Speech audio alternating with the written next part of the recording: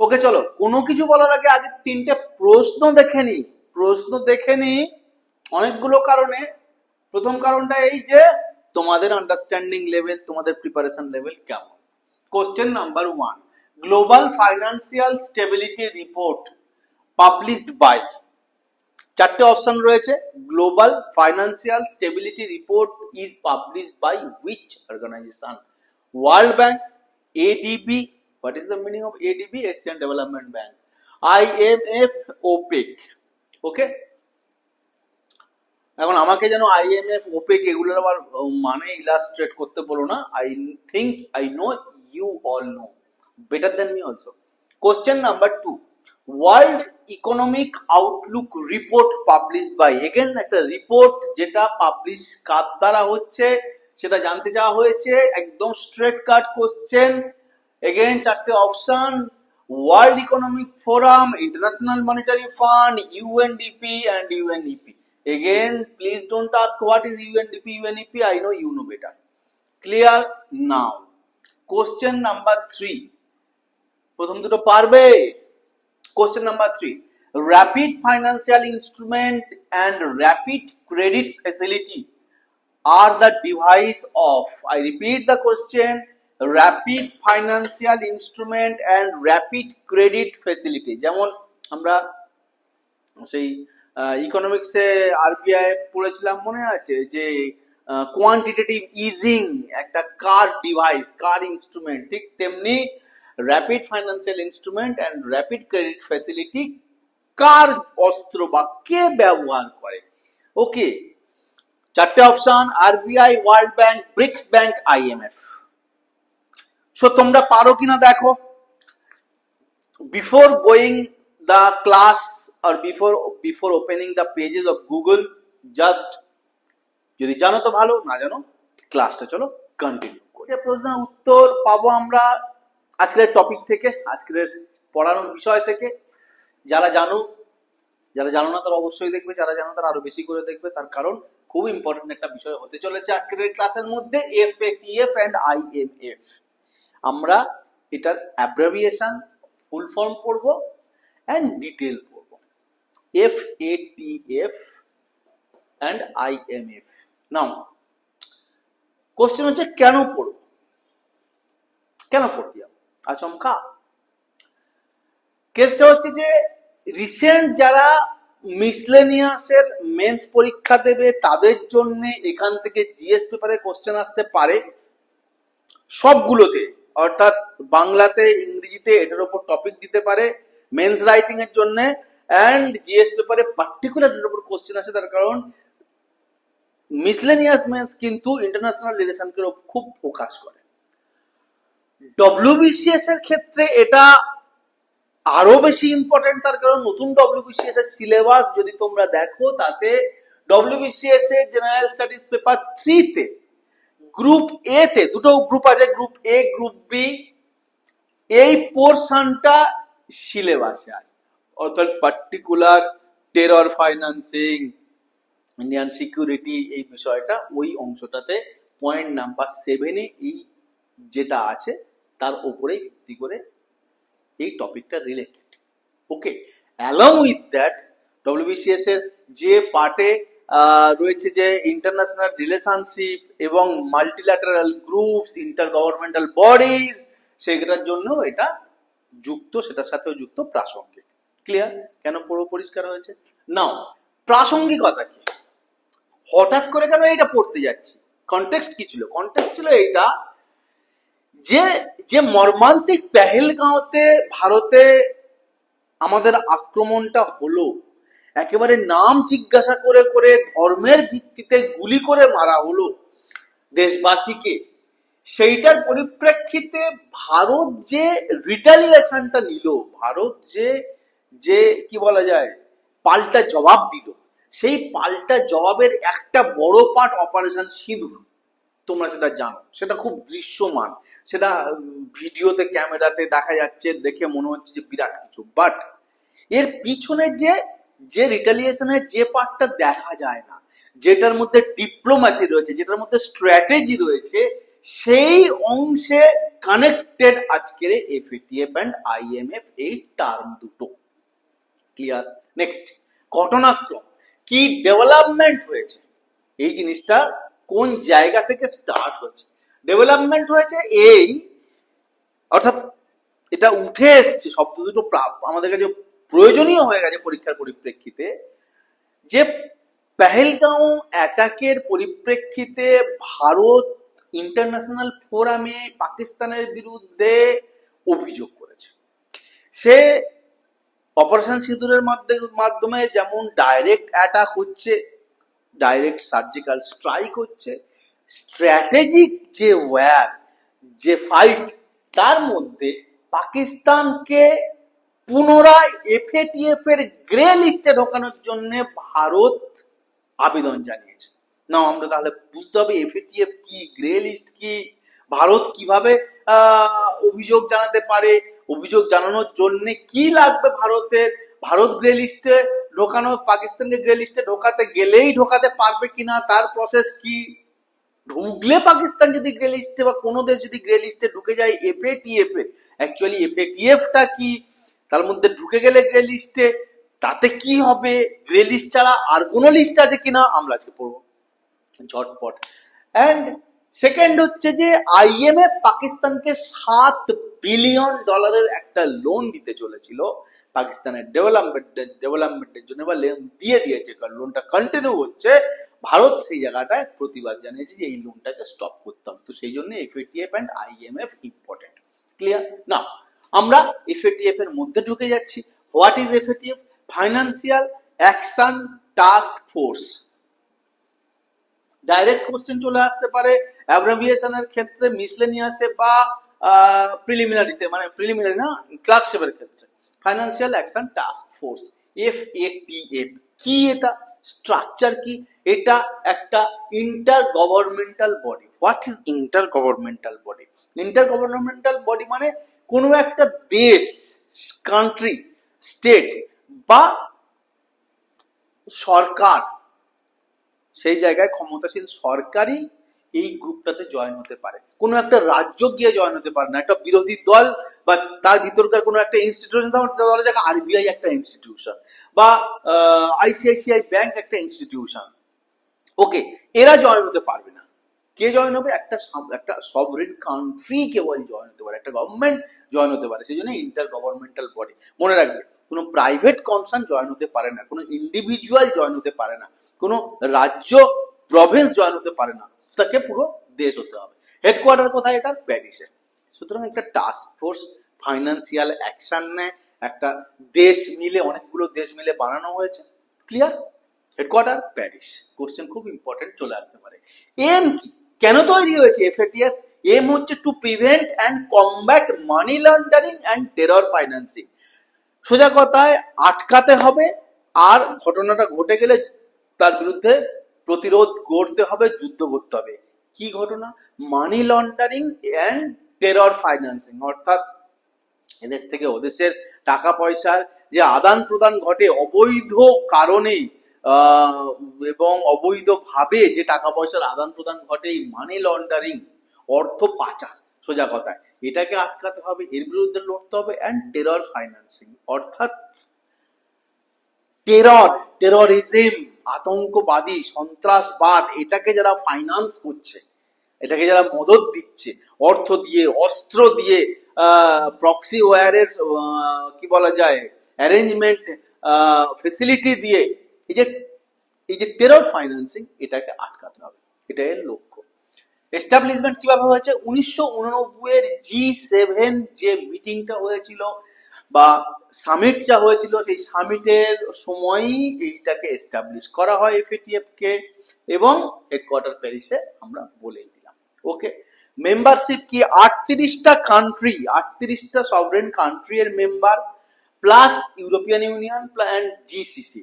এখন বুঝতেই পারছো, ইউরোপিয়ান ইউনিয়ন একটা গোটাকে একটা সিঙ্গেল ইউনিট বা সোল ইউনিট ধরা হয়েছে, বাট ইউরোপিয়ান ইউনিয়নের মধ্যে অনেক ইউরোপিয়ান কান্ট্রি আছে, সেগুলো যদি যোগ করা হয় 38 সাথে আরো অনেক বেশি বেড়ে যাবে। বেসিক্যালি বলা হয় 40টা body, intergovernmental body, but কান্ট্রির হিসেবে প্র্যাকটিক্যালি অনেকটা বেশি। Same here for GCC, gulf cooperation council, সেখানেও কিন্তু অনেকগুলো ছোট ছোট কান্ট্রি রয়েছে, গালফ কোঅপারেশন কান্ট্রির গোষ্ঠীর আওতার মধ্যে তারাও একত্রের মধ্যে ঢুকে আছে। সো এইগুলো দেশের হিসেবে অনেক বেশি। বলা হয় যে 40টা বডি রয়েছে, 38টা country, separate country, EU plus GCC. Clear? Now ইন্ডিয়ার স্ট্যাটাস কি অ্যাবাউট দ্য জয়নিং মেম্বারশিপ? ইন্ডিয়ার মেম্বারশিপ 2010 সালে ইন্ডিয়া এটার মেম্বার হয়েছে। পাকিস্তান কিভাবে মেম্বার হয়েছে? পাকিস্তানের রিলেশন কি? পাকিস্তান এফএটিএফ এর একটা অ্যাসোসিয়েশন বা অ্যাফিলিয়েশন পোর্শন রয়েছে এশিয়া প্যাসিফিক গ্রুপ বা এপিজি, এশিয়ান প্যাসিফিক গ্রুপ। তো এপিজি বেসিক্যালি এফএটিএফ এর সব নিয়ম কানুন, তার গাইডলাইন, রুলস, প্রসিডিওরস ফলো করে কাজ করে। পাকিস্তান এফএটিএফ এরই বলা যায় একটা ভাগ, একটা শাখা, একটা ব্রাঞ্চ এপিজি। পাকিস্তান সেই এপিজি তে কানেক্টেড। ক্লিয়ার? চলো নেক্সট। নাও আমরা কি আসবো, কি দেখবো? এফএটিএফ এর লিস্ট। কটা লিস্ট আছে? এফএটিএফ এর দু ধরনের লিস্ট হয়, ব্ল্যাক লিস্ট আর গ্রে লিস্ট। একটা সময় পাকিস্তান গ্রে লিস্টে ছিল, মাঝখানে উইথড্র হয়ে গেছে। ভারতের দাবি পাকিস্তানকে আবার গ্রে লিস্টে ঢোকানো হোক। এখন গ্রে লিস্টে থাকা আর ব্ল্যাক লিস্টে থাকার বৈশিষ্ট্য কি? ওকে, গ্রে লিস্টে থাকলে কি হয় সেটা হচ্ছে যে একটা ওয়ার্নিং দেওয়া হয়, যে দেশটা গ্রে লিস্টে থাকলো বা ঢোকানো হলো তাকে এফএটিএফ এর তরফ থেকে একটা ওয়ার্নিং দেওয়া হয় যে ভাই তুমি সাবধানে কাজ করো, তুমি নিয়ম কানুনগুলো সঠিকভাবে পালন করো, তোমার উপরে মনিটরিং থাকছে, তুমি গাইডলাইন ভেঙো না, সোজা কথা তুমি টেরর ফাইন্যান্সিং করো না, তুমি খুব বেশি মানি লন্ডারিং বা খুব বেশি না তুমি মানি লন্ডারিং এর সাথে যুক্ত হও না।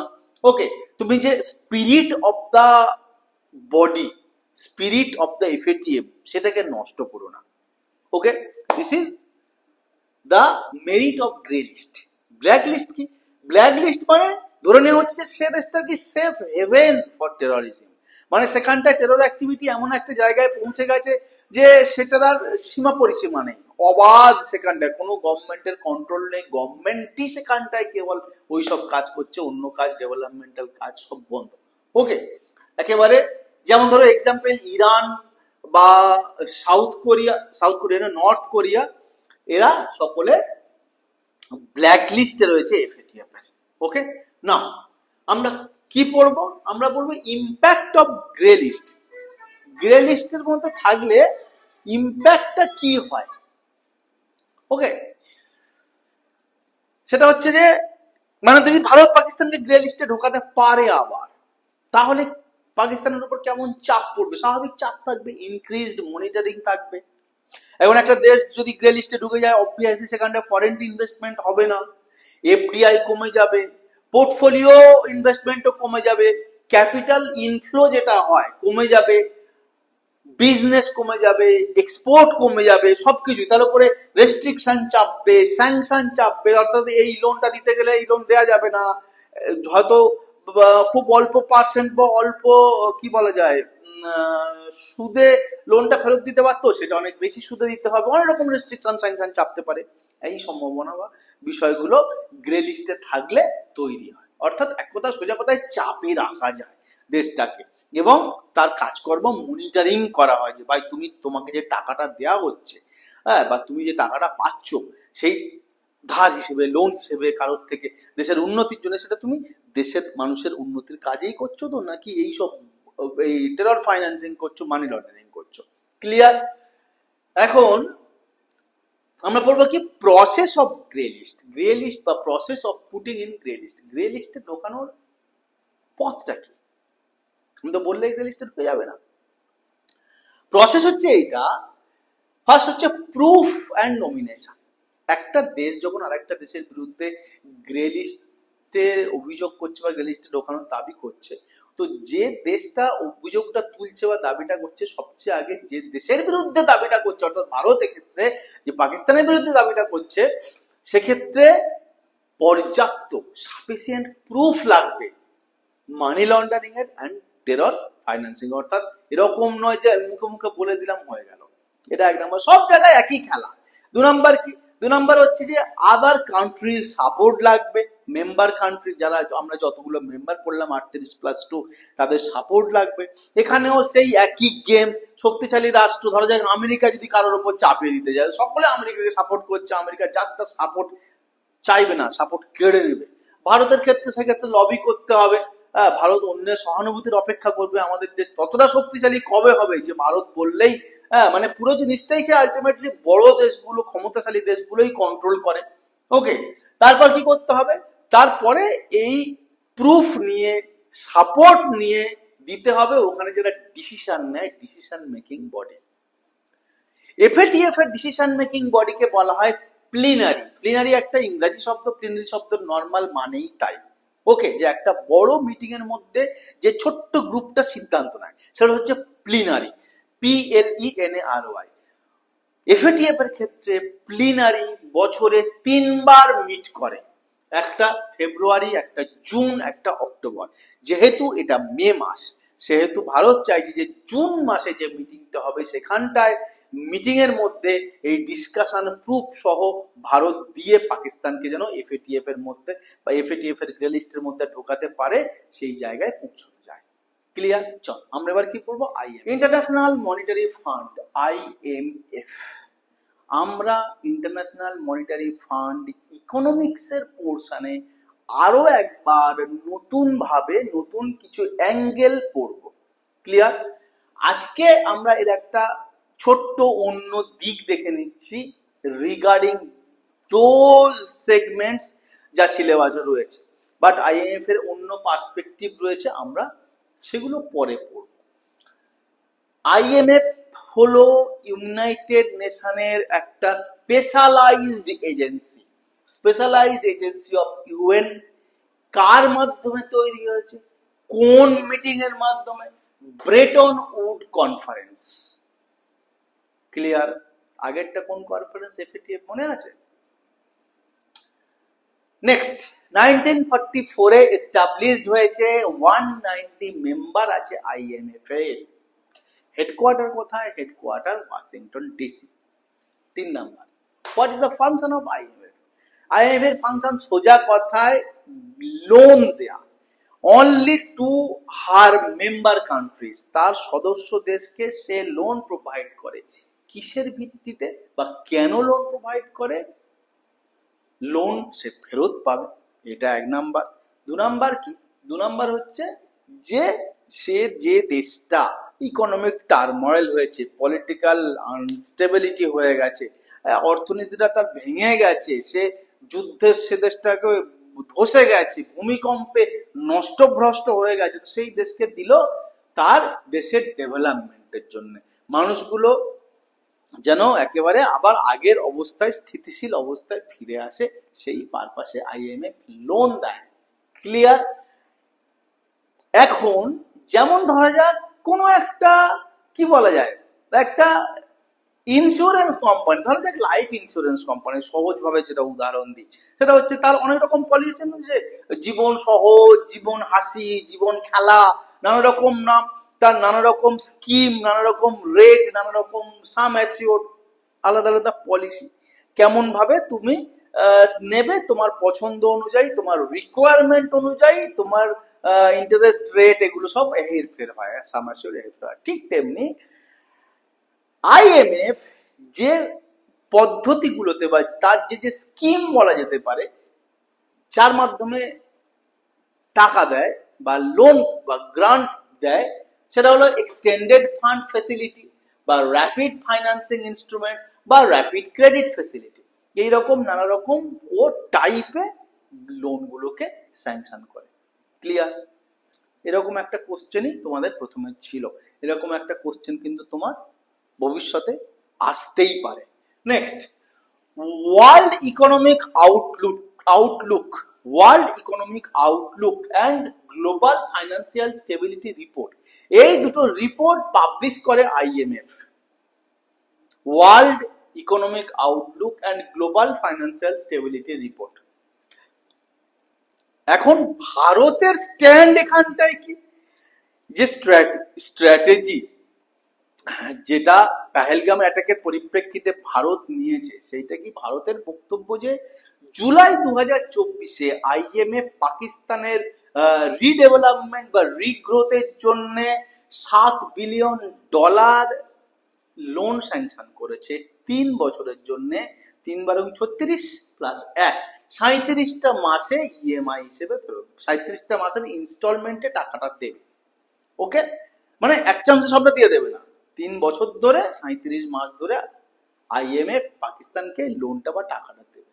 ভারত এটাকে স্টপ করতে চাইছে। ভারত অবজেকশন জানিয়েছে যে আইএমএফ এর কাছে, যে তুমি যে টাকাটা পাকিস্তানকে তার ডেভেলপমেন্ট পারপাসে দিচ্ছ, সেই টাকাটা সে টেরর ফাইন্যান্সিং করছে, সেই টাকাটা সে মানি লন্ডারিং করছে।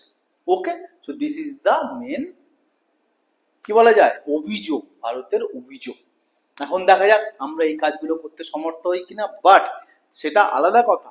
তোমার ক্ষেত্রে কিন্তু খুব ইম্পর্টেন্ট যে তুমি এইটাকে কত ভালো বুঝতে পারো, মনে রাখতে পারো এবং পরীক্ষার খাতায় লিখতে পারো।